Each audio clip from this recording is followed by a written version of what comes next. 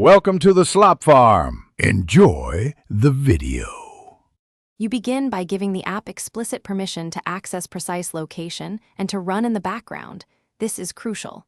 Next, pick the tool you'll use, Maps, a messaging app, or a dedicated tracker, and understand its continuous sharing option.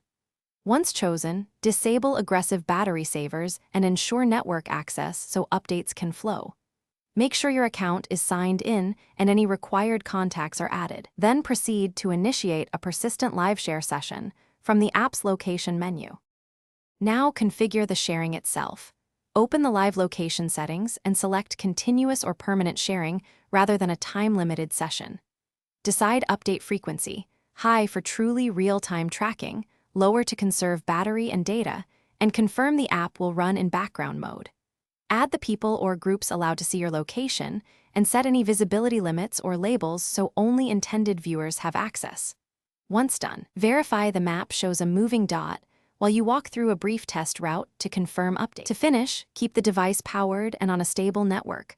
Plug in or carry a battery pack if sharing all day. If viewers report no updates, first check location and background permissions, then confirm the app isn't restricted by battery optimization and that GPS and network signals are active. Make sure the app is up to date. Finally, stop or revoke sharing from the live session panel when you no longer want to be visible. This prevents accidental permanent exposure and restores normal privacy. Thanks for watching. Consider subscribing if we helped you today.